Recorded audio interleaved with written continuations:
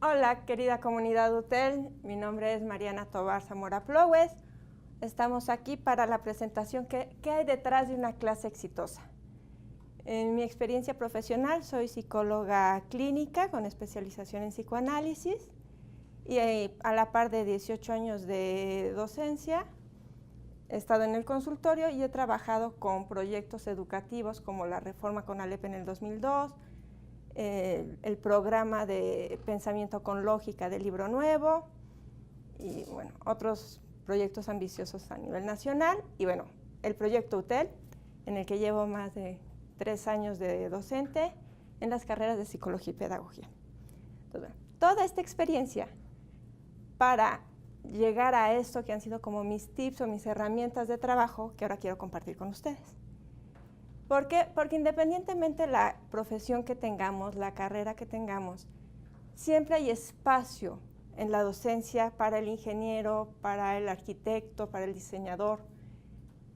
A veces porque estamos recién titulados y este es un campo laboral muy accesible para nosotros y otras veces porque justo por toda esta experiencia que hemos construido, somos llamados a compartirlo con las nuevas generaciones, a regresar algo a la comunidad.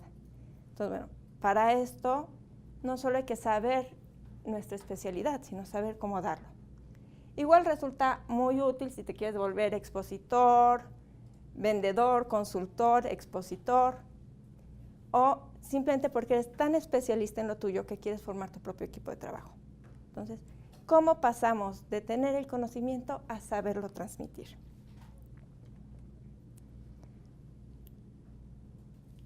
Durante siglos, el maestro era el que conocía el tema. Y es hace muy poco, apenas el siglo pasado, que se vio la necesidad de saber transmitir el conocimiento. No solo es conocerlo, sino lograr que el otro aprenda.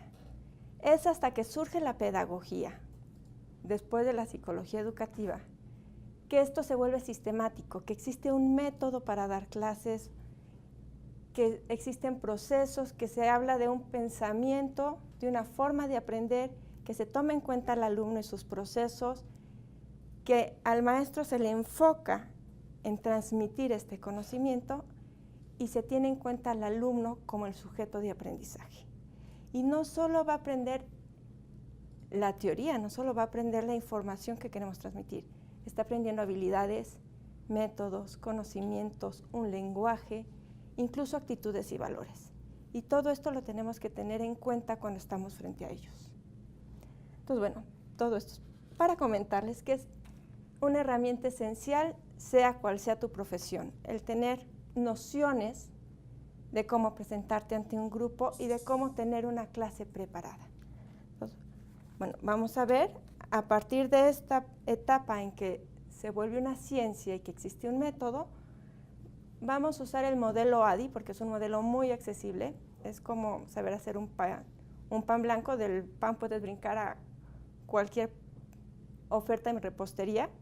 El modelo ADI es 5 elementos muy fáciles de seguir y sobre ellos tú puedes improvisar y poder meter tu propio estilo, pero con una estructura de fondo que sustente tu trabajo. ADI obtiene su nombre de las etapas en las que se sustenta el proyecto. Analizar, diseñar, desarrollar, implementar y evaluar.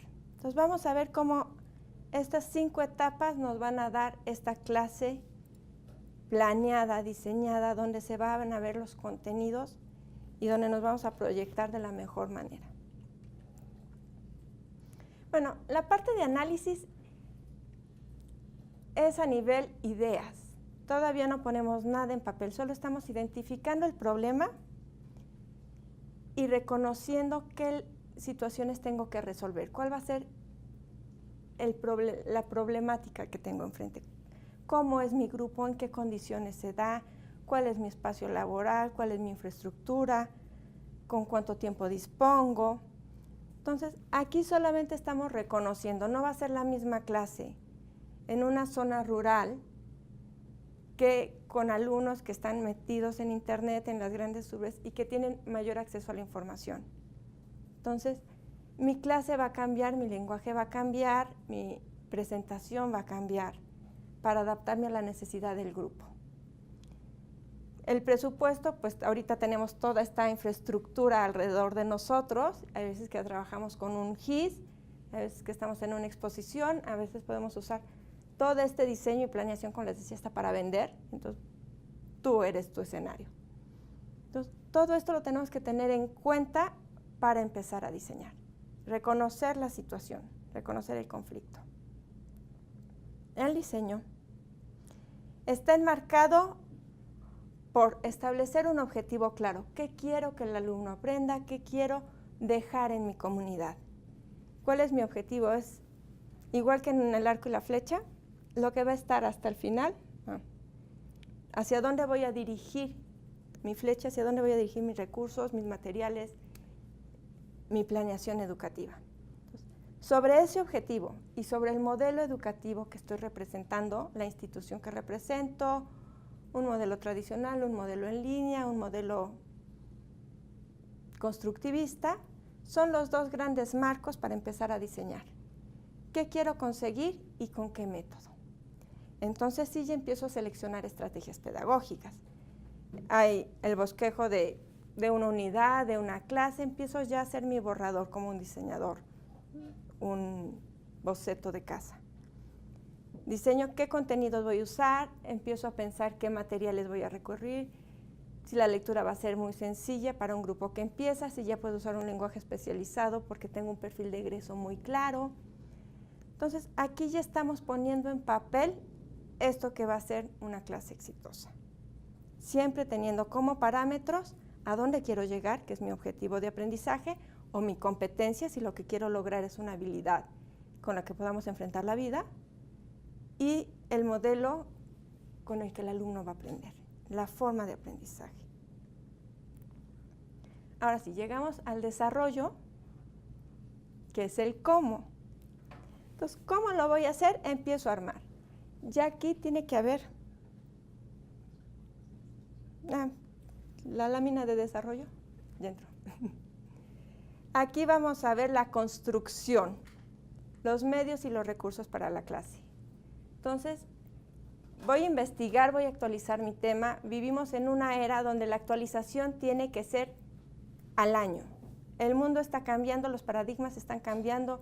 Estamos educando a la gente a que se cuestione y a que siga cambiando la forma de hacer las cosas. Entonces, mantenernos actualizados es esencial. Entonces, siempre va a estar sustentada una clase por un trabajo de investigación. La selección de recursos, pues voy a poner lecturas, voy a ponerles un video, voy a trabajar con imágenes, alguna actividad o manualidad, alguna dinámica grupal. Ya empieza a tomar forma la clase.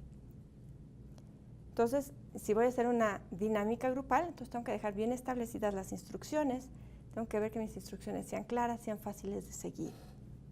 Construyo materiales, que voy a necesitar cubos, voy a necesitar raquetas, les voy a dar gafetes, lo que fuese a necesitar ya en el estar frente al grupo, en la interacción directa. En este caso, bueno, tienen el ejemplo de lo que estamos haciendo ahorita, un material ya construido es la presentación que tenemos al lado. Entonces, ahí ya hay un trabajo de planeación, de diseño y de construcción de un recurso. Entonces, lo pueden ver aquí como muy tangible el material que estamos viendo. Voy a planificar mis actividades a los tiempos que tengo y a las dinámicas que se puedan dar en la población. Entonces, hasta aquí solo hemos analizado, diseñado y ya estamos desarrollando, ya estamos poniendo en papel una estructura y una serie de herramientas de trabajo. Ya con todo esto atrás de nosotros nos presentamos ante la audiencia. Presentarnos ante el grupo, sea de forma presencial o sea a distancia, si en un recurso virtual, ya tiene que estar sustentado en todo este trabajo. Ahora, implementar, interactuar, La instrucción como tal lo llamamos los pedagogos, pero finalmente es implementar o estar frente al grupo. Esta es la acción de educar. Esto es lo que normalmente vemos en el docente cuando hay todo este trabajo atrás. Cuando no hay todo este trabajo atrás también lo vamos a ver. Entonces,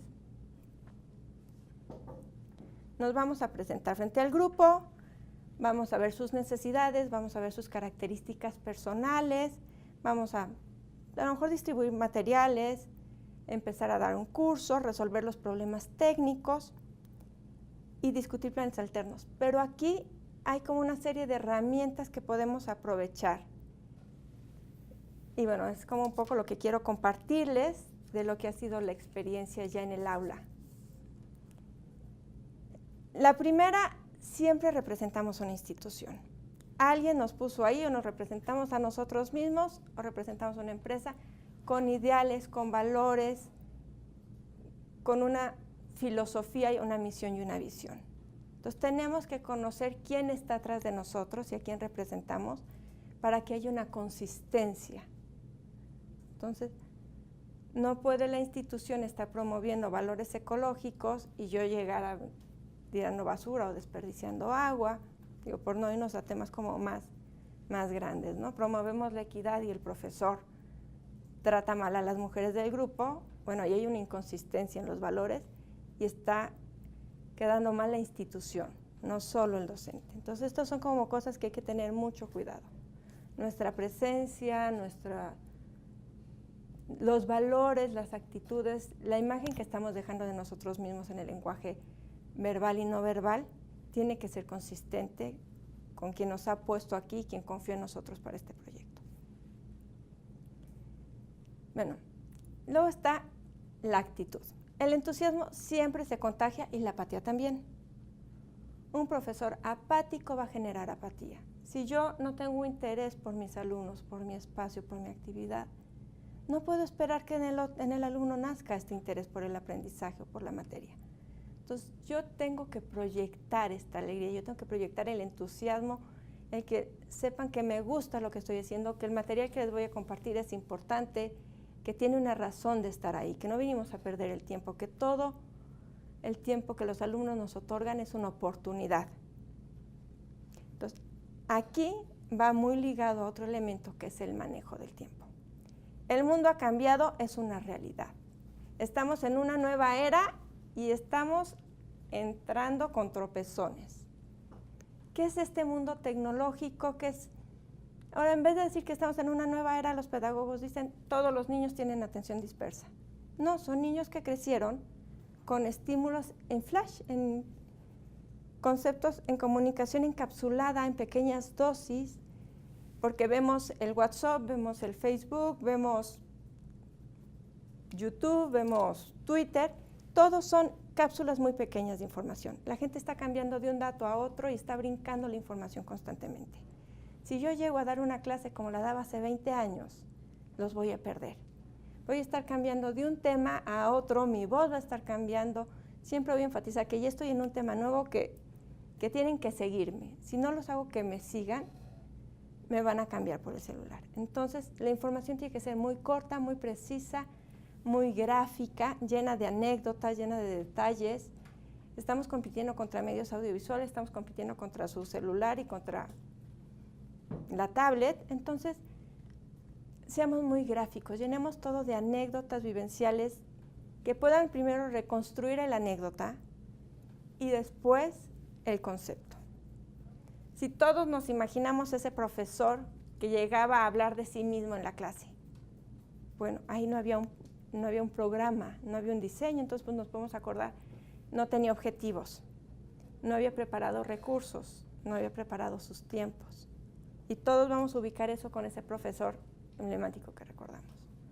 O el profesor que sabía muchísimo y que nunca entendimos nada. Sabíamos que era un genio, sabíamos que conocía perfecto la materia y siempre nos hizo sentir tontos. Entonces, podemos imaginar rápidamente a este maestro por el que hemos pasado y entonces identificar, no tenía presente al grupo, no sabía quién estaba frente a él y no analizó, en la parte de análisis, se quedó corto en reconocer a la población. Quería hablar con sus iguales, quería hablar con egresados y no supo llevar ese conocimiento que tenía a una población de estudiantes que no eran especialistas y que teníamos que empezar con ejemplos muy simples y ir llevando al alumno gradualmente.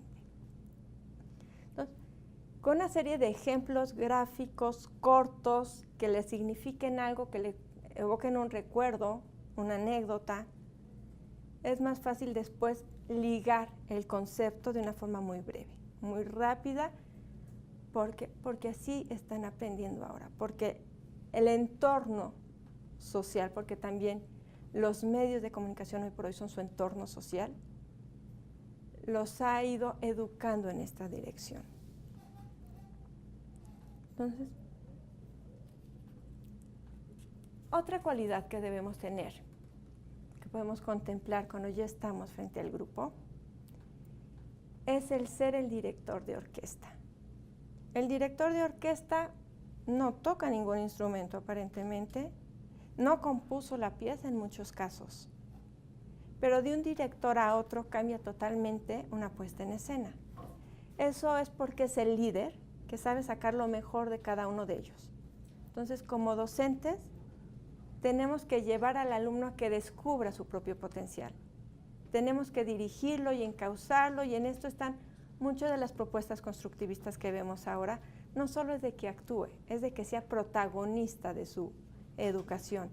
En estos medios como los que estamos aquí en UTEL, en medios digitales, en medios virtuales, el alumno tiene toda la pauta. Es el que dirige y rige su formación. Entonces, si yo lo voy a acompañar, tengo que construir lo mejor en él. Tengo que llevarlo él mismo a comprometerse cada vez más, a dar más. Y de una semana de evaluación a otra, voy a construir en él ese cambio que yo quiero la siguiente semana y vamos a seguir escalonando. Entonces, ¿por qué soy director?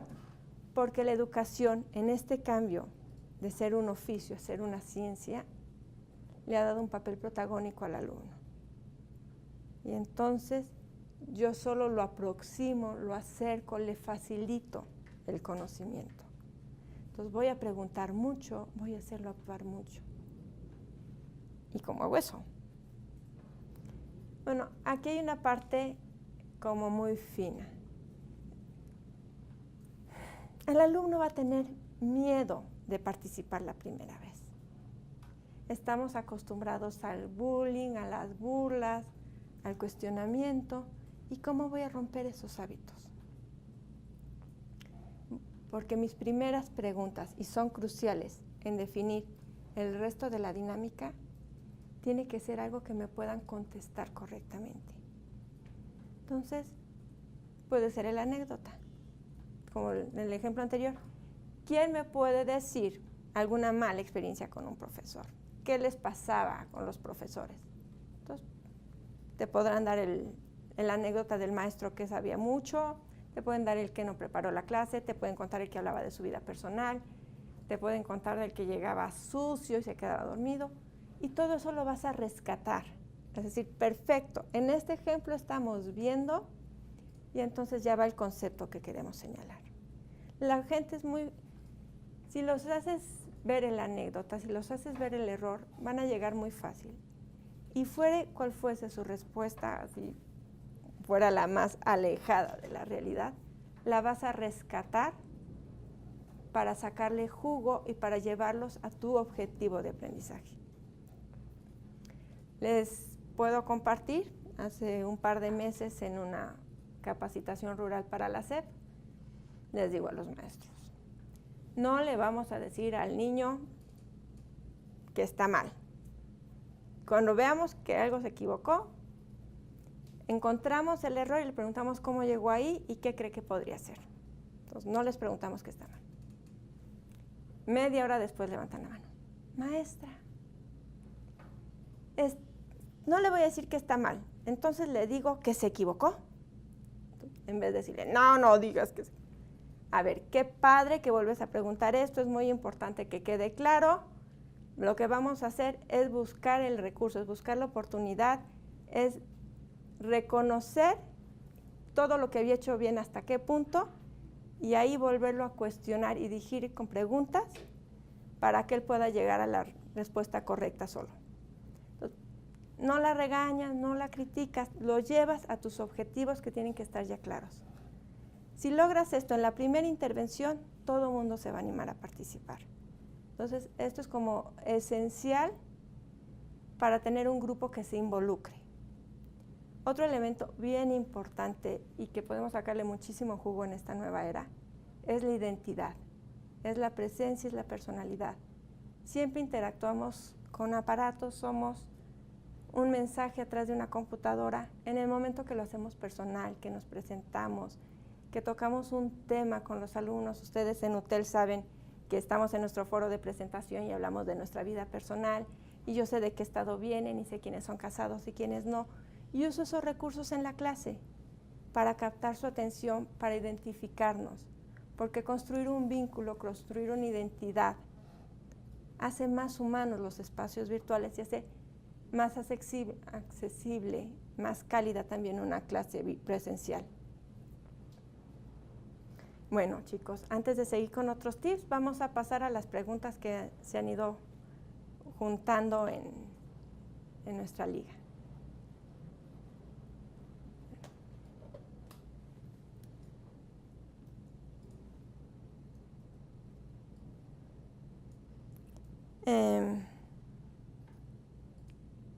¿Qué elementos tomar en cuenta al momento de preparar una clase?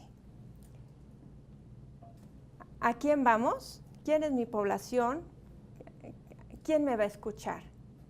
¿Qué quiero lograr en ellos? ¿Cuál es el impacto que quiero tener en ellos?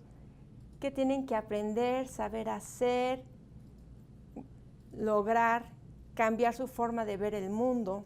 Entonces, tener claro el objetivo, tener clara la audiencia, tener claros los tiempos y un material que sustente el trabajo, un material para ellos, donde los responsabilizo a ellos de su aprendizaje, y un material que dé sustento a lo que yo voy a presentar.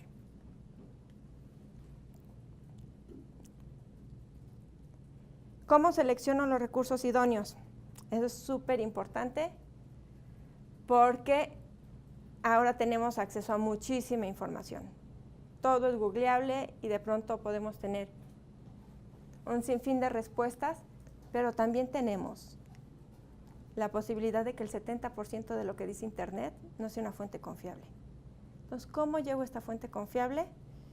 Vamos a ver que la respalde una institución educativa. Aquí tenemos UTEL, tenemos Pearson, tenemos editoriales, que esté respaldado por un editorial, quiere decir que ya este material ya fue leído, ya fue llevado a especialistas, ya fue analizado y el proceso de publicación nos garantiza la asertividad de este material. Entonces, instituciones educativas, editoriales, alguna fuente editorial, y finalmente organizaciones gubernamentales o no gubernamentales, instituciones reconocidas en la materia.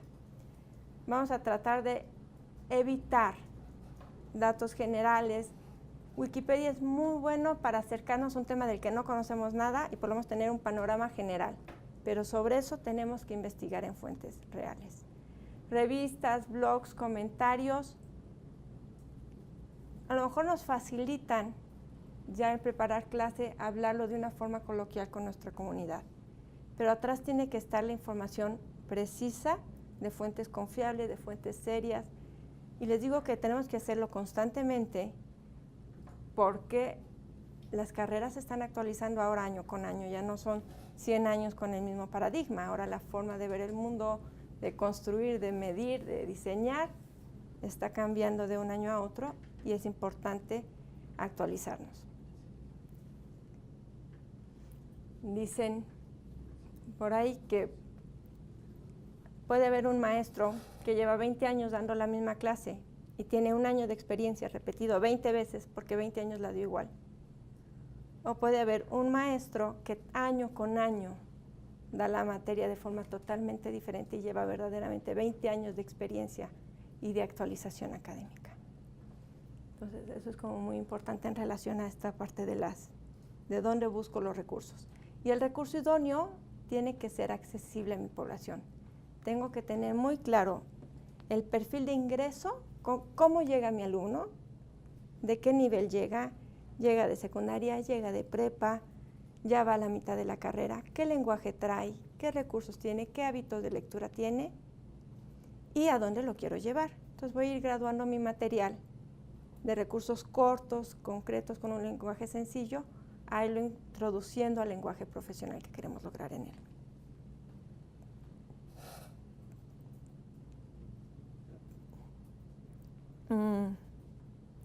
¿Conocer el diseño instruccional me sirve como expositor o vendedor?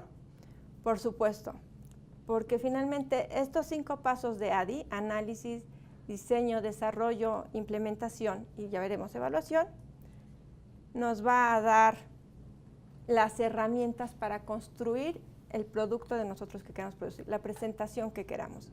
Aquí lo estamos viendo en una clase, en el sentido docente, pero finalmente es la forma de proyectarnos, de poner una puesta en escena. Como una obra de teatro es construir un guión y poner una puesta en escena. Y bueno, para ventas esto puede ser esencial y como capacitador, igualmente, o incluso en una exposición.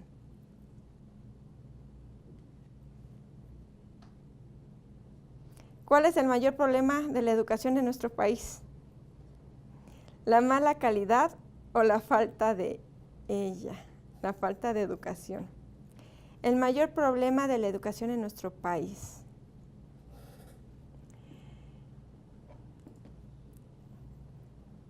Sí es, desde mi experiencia, sí ha habido una mala administración y una mala estructura en los términos generales, en los programas. Incluso cuando se han creado programas muy ambiciosos, no nos hemos detenido a preparar al docente o hemos preparado al docente y no le hemos dado lenguaje. Entonces, son grandes propuestas, grandes proyectos, pero sin base, sin fundamentos, sin trabajo de fondo, sin poderlos aterrizar a la realidad de nuestros educadores y de nuestra población de estudiantes. Y en mi forma personal, creo que también se ha subestimado al alumno y se ha subestimado al maestro. Entonces, yo creo que eso sería para mí, que nos hemos subestimado como mexicanos, porque podemos dar muchísimo más. Y si nos atrevemos, les digo, el curso que fuimos a dar hace 2 meses en comunidades rurales era un curso muy ambicioso, donde los maestros tenían que llevar al alumno a construir de las matemáticas un pensamiento mental, un proceso mental. Y los maestros lo agarraron de inmediato y a la segunda semana que regresamos ya no eran 3 maestros, eran 100 maestros y ya todos traían notas de que lo habían implementado en clases y estaba resultando. Entonces, también nos subestimamos. Cuando nos aplicamos, tenemos muchísimo potencial y tiene que haber una estructura constante. Desde que se proyectó en la SEP o en la institución educativa, al diseño de curso, al maestro. Entonces, creo que va por ahí. Bueno, seguimos con la presentación. Déjenme ver. Bueno, les decía que uno de los grandes retos que tenemos ahora como docentes es que competimos por la atención del estudiante, por los estímulos del estudiante. No es que tengan atención dispersa, es que hay un mundo lleno de posibilidades al alcance de su tablet o de su celular. Entonces, ¿cómo lo regreso a mi grupo? ¿Cómo lo involucro con un proyecto de vida que no sea la ambición de ser bloguero cuando sea grande? Entonces, antes teníamos 80 profesiones y todos querían ser doctor, ingeniero, bombero, aún los adultos, y ahora todos quieren ser blogueros y presentarse en YouTube. Entonces, ¿cómo regreso? ¿Cómo los vuelvo a enganchar? ¿Cómo los acerco? Los apasiono con mi materia para ver si por ahí encontramos esta parte de profesión, de inclinación profesional. Con mensajes cortos, con mensajes claros, con mensajes anecdóticos, llenos de imágenes, con emoción por lo que hacemos, contagiando esto de, chin, me estoy perdiendo de algo padrísimo porque se ve que le encanta, sea cual sea tu carrera. Y aplica de igual manera al que va a dar una conferencia de física avanzada que al que quiere dar un curso de pastelería. Entonces, tienes que transmitir esto, tienes que divertirte, tienes que disfrutarlo. Entonces, esta parte también de la experiencia docente es bien importante, darte la libertad de ser tú mismo. Si quieres ser el otro o el profesor que admiras, algo no va a ser consistente. Entonces, desde tu estilo serio o desde tu estilo coloquial, busca llegar a ellos, busca ser el líder, dar un ejemplo que ellos quieran seguir. Entonces, involucrarlos en lo que estás haciendo. Les comento esta parte de hacerlo muy personal, de enganchar a la gente en situaciones que sean significativas para ellos, es bien efectivo.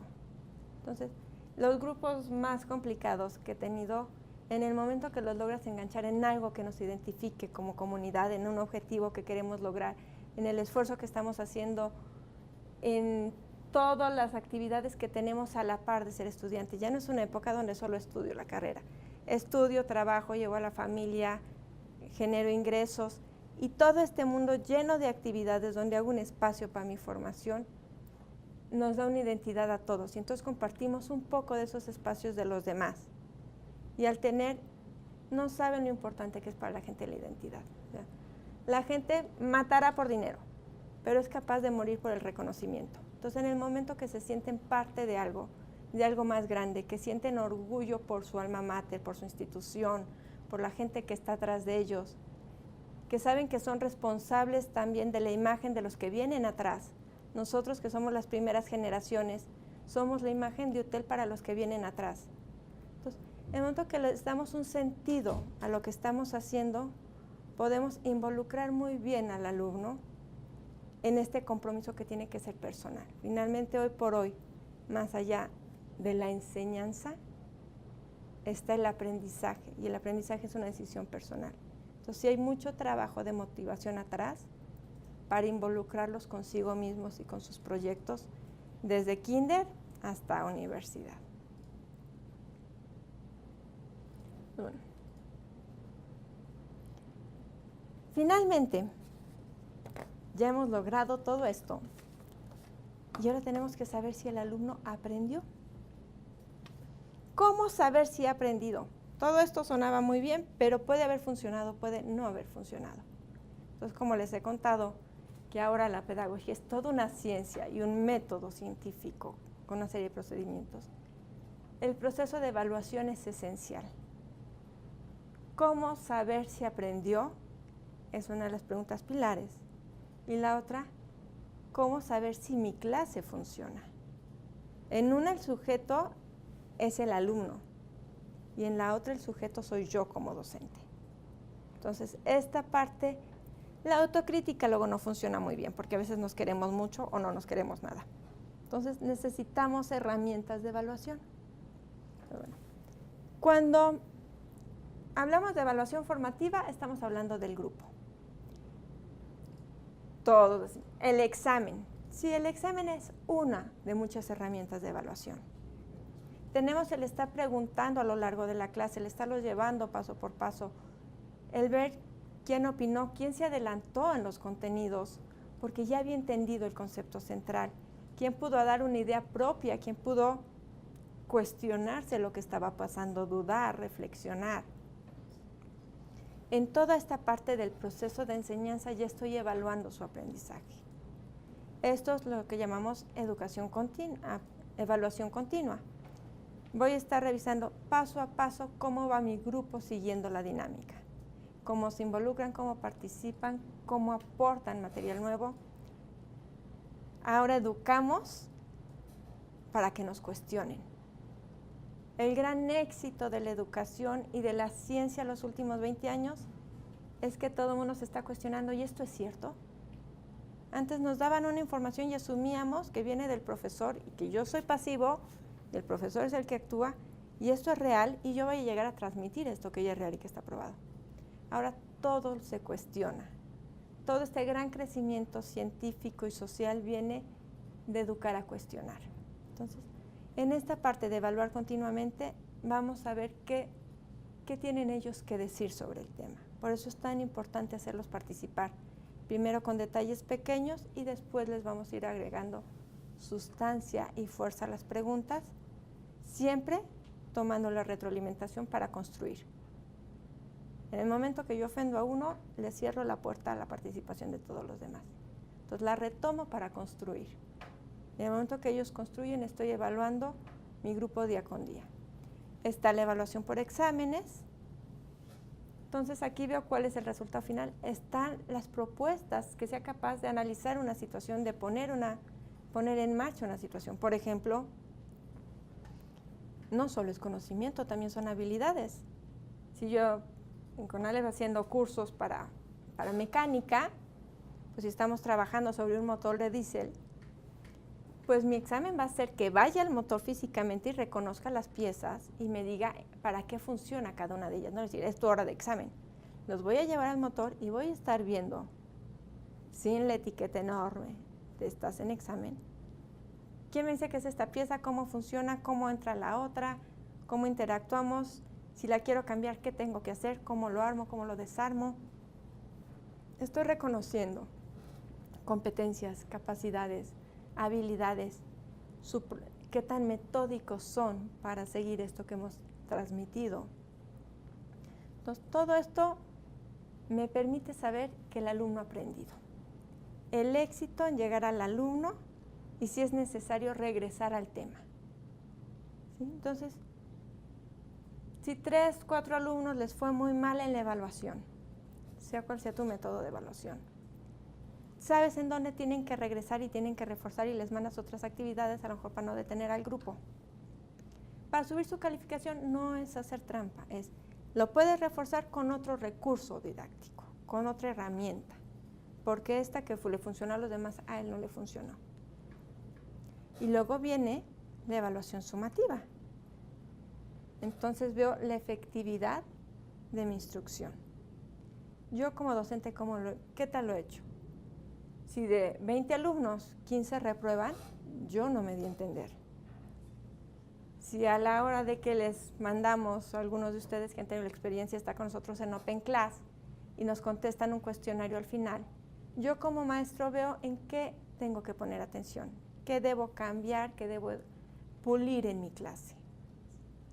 Ahora, si este material que les he dado a la mayoría del grupo no les sirve para llegar al siguiente objetivo de aprendizaje, entonces mi instrucción también ha fallado. Entonces, si no se han logrado las herramientas, si no se han logrado las habilidades, si no ha llegado el conocimiento, ¿qué voy a hacer con esta evaluación? Regresar al análisis.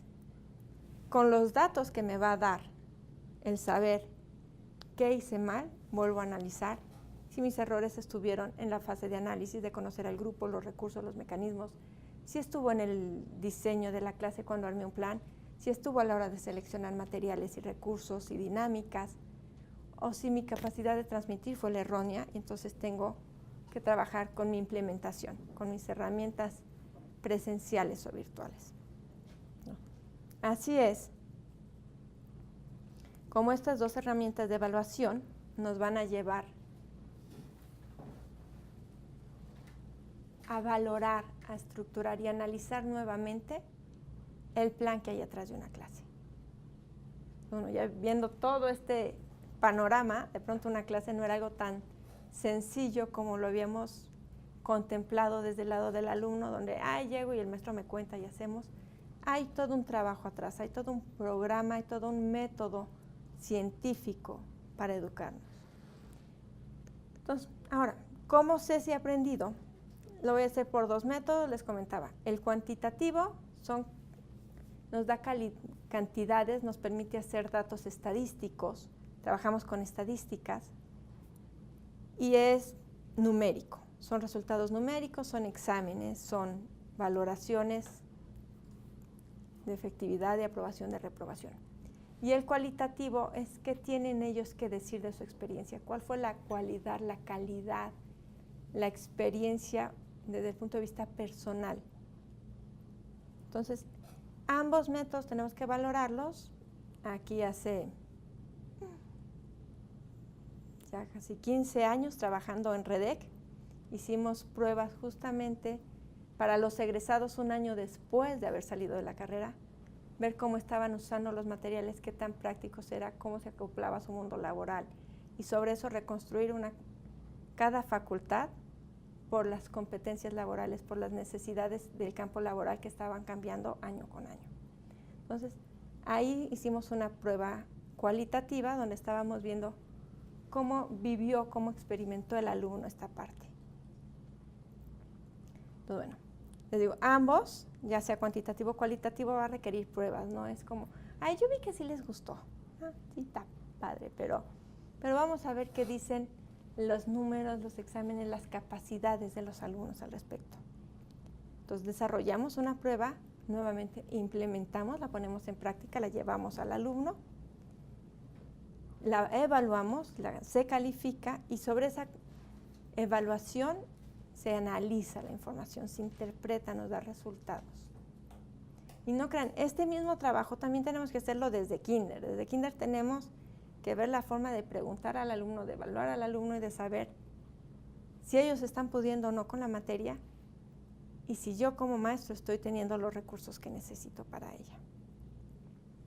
Entonces, estos son como las herramientas, por eso ven en la lámina que el modelo ADI es circular, porque la evaluación nos va a llevar a analizar nuevamente, a diseñar, desarrollar y volvernos a presentar, volver a poner una puesta en escena.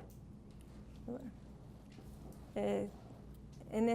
esto es como un poco una introducción al diseño de instrucción. Este tema en pedagogía y en los archivos lo pueden encontrar como diseño de instrucción, diseño instruccional, que es el material propiamente de preparar una clase, donde la experiencia y todo el trabajo.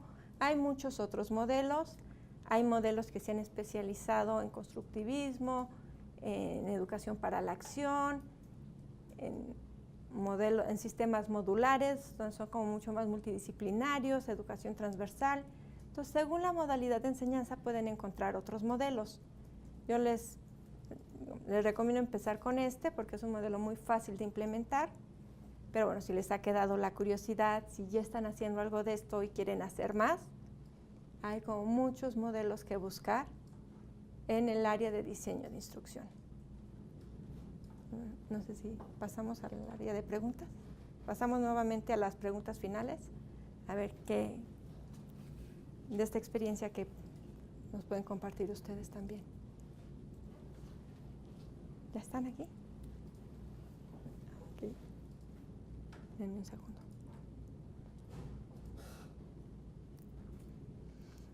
Qué bonitas preguntas. Muy bien, chicos. ¿Existe un modelo educativo inclusivo en México? ¿Y cómo se podría implementar uno en el país?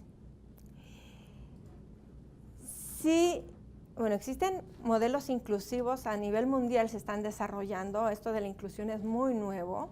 Qué bueno, quien lo preguntó tiene un área enorme de trabajo en esa línea. Es muy nuevo, es una necesidad que está creciendo enormemente y es bien importante. Hay, sí, como modelos pedagógicos, hay muchos a nivel mundial, como programas que sigan estos modelos inclusivos en México. ¿Saben? Porque no quiero perderme tus preguntas, que está muy bien. La SEP tiene algunas propuestas interesantes, pero les ha faltado formar a los docentes en esta parte de inclusión.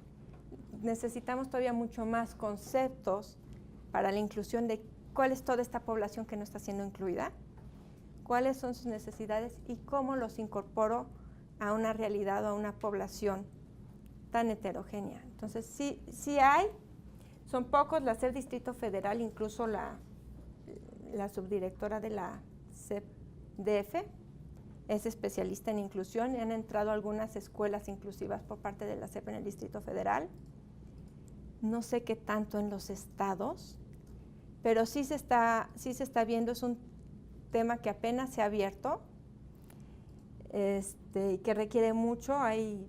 Se están apenas diseñando programas de formación docente en inclusión, en maestro sombra, en, por ejemplo, las instalaciones. Todavía nos falta mucho para construir instalaciones educativas que sean inclusivas.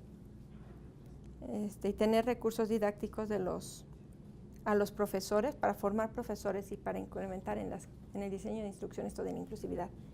Si quieres como tip, de los que yo he visto que han funcionado en grupos donde hay inclusión con alumnos hiperactivos o con algún pequeño trastorno, es que la maestra incorpora actividades que ese alumno necesita para todo el grupo, para no dar espacio a que noten la diferencia del alumno. Una clase muy exitosa, un diseño instruccional muy exitoso, el pequeñito todo el tiempo tenía esta necesidad de brincar y de moverse, y cada 10 minutos la maestra detenía todo el grupo y todo el grupo se paraba a parar y a gritar, y todos levantaban la mano y gritaban fuertísimo para que no se dieran cuenta que el pequeño necesitaba esto.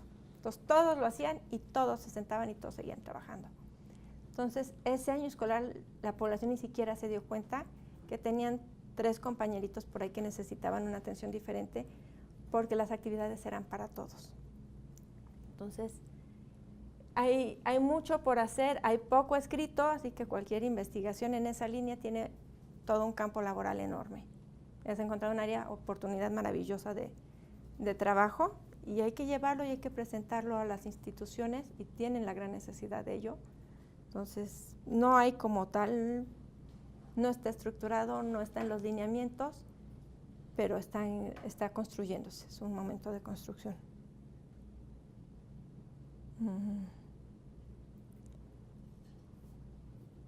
Los mensajes de redes sociales, Facebook, YouTube, Twitter, ¿pueden educar? Por supuesto, ya lo están haciendo. Están educando y maleducando. Entonces, sí pueden crear tendencias en el pensamiento. Acuérdense que finalmente educar o aprender es adquirir información, hábitos, métodos, actitudes y valores.